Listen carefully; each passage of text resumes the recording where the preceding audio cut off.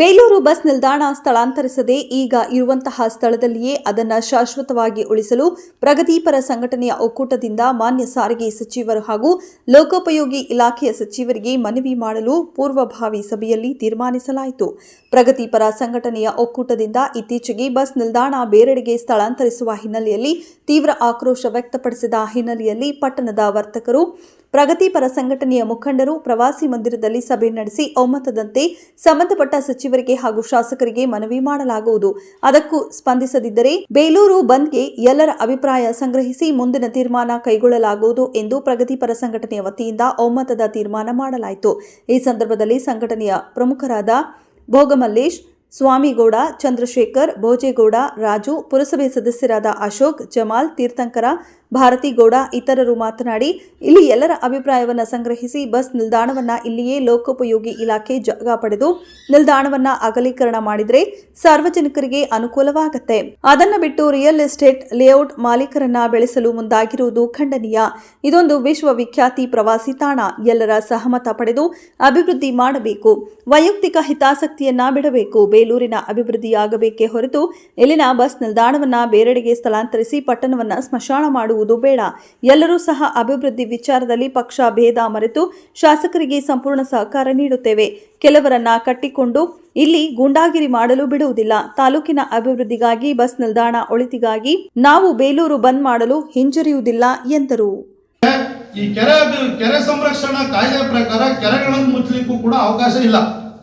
ಕೆರೆಗಳನ್ನು ಮುಚ್ಚಲಿಕ್ಕೆ ಅವಕಾಶ ಇಲ್ಲ. ಇವ್ರು ಯಾವ ರೀತಿ ಮಾಡಕ್ ಹೊರಟಿದಾರೋ ಏನೋ ನಮಗಂತೂ ಅದು ಅರ್ಥ ಆಗ್ತಾ ಇಲ್ಲ. ಹಾಗಾಗಿ ಬಸ್ ನಿಲ್ದಾಣಕ್ಕೆ ಇಲ್ಲಿ ಪಕ್ಕದಲ್ಲಿ IB ಇದೆಯಲ್ಲ, ಇದ್ರ ಪಕ್ಕದಲ್ಲಿ ಸುಮಾರು 250 ಅಡಿ ಉದ್ದ ಸಿಗುತ್ತೆ. ಸುಮಾರು ಒಂದು 50 ಬಸ್ ನಿಲ್ಲಿಸುವಷ್ಟು ಜಾಗ ಸಿಗುತ್ತೆ. ಅದು ನಮ್ಮ ಬೇಲೂರು ಅಂತ ಸಣ್ಣ ಪಟ್ಟಣಕ್ಕೆ ಇವತ್ತಿಗೆ ಸಾಕಾಗುವಂತ ಪ್ರಕ್ರಿಯೆ. 2008ರಿಂದನೂ ಕೂಡ ನಾವು ಹೋರಾಟ ಮಾಡ್ತಾ ಇದೀವಿ. ಬಸ್ ಸ್ಟ್ಯಾಂಡ್ ಅನ್ನು ಅಗಲೀಕರಣ ಮಾಡಿ ಕ್ರೀಡಾಂಗಣಕ್ಕೆ ಹೋರಾಟ ಅಂತ ಸ್ವಾಮಿಗಳು ಹೇಳಿದ್ರಲ್ಲ, 2 ರೂಪಾಯಿ ಚಂದ ಹಾಕೊಂಡು, ನಮ್ಮಲ್ಲಿ ಕೆಲವರು ಇದ್ದಾರೆ, 2 ರೂಪಾಯಿ ಚಂದ ಹಾಕೊಂಡು ನಾವು ಹೋರಾಟ ಮಾಡಿ ನಾವೆಲ್ಲ ಕೇಸ್ ಹಾಕಿಸ್ಕೊಂಡಿದ್ವಿ. ಆದ್ರೂ ನಾವು ಹಿಂದೆ ಸರಿಲಿಲ್ಲ.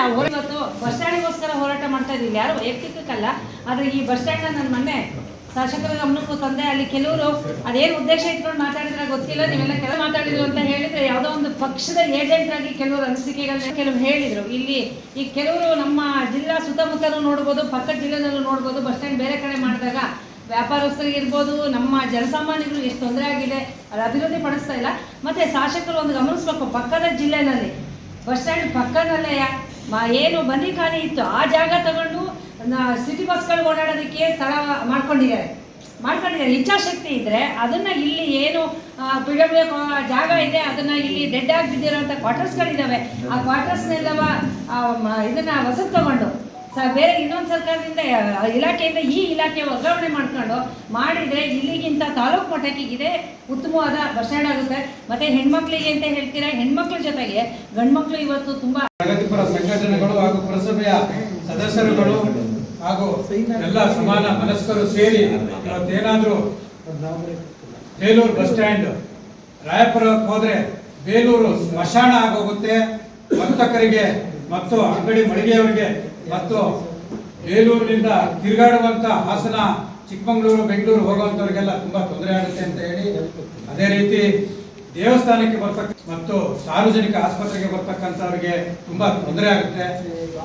ಆದ್ರೆ ನಮ್ಮ ಶಾಸಕರು ಗೆದ್ದು ಬಂದ ನಂತರ ಬೇಲೂರಿನ ಉಳಿಸಕ್ಕೆ ಹೋರಾಟ ಮಾಡಬೇಕು ಹೊರತು ಇವತ್ತು ಅದಕ್ಕೆ ಶಾಸಕರು ಹೊರಟಿದ್ದಾರೆ.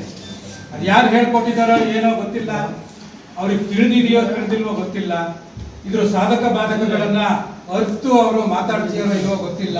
ಬೇಲೂರು ಒಂದು ಸಣ್ಣ ಪಟ್ಟಣ. ಬೇಲೂರು ಚೆನ್ನಕೇಶ್ವರ ಸ್ವಾಮಿ ದೇವಸ್ಥಾನ ಏನಾದ್ರೂ ಇಲ್ಲ ಅಂತ ಅಂದ್ರೆ ಆಲೂರ್ಗಿಂತ ಕಡೆಯಾದಂತ ಒಂದು ಊರು ಸಹ ಒಂದು ಹೈವೇ ಅನ್ನೋದಿದೆ. ಆ ಹೈವೇಲಿ ಎಲ್ಲಾ ವೆಹಿಕಲ್ ತಿರುಗಾಡುತ್ತೆ, ಎಲ್ಲಾ ತರದ ಜನಾಂಗದವರು ಓಡಾಡ್ತಾರೆ. ಒಂದು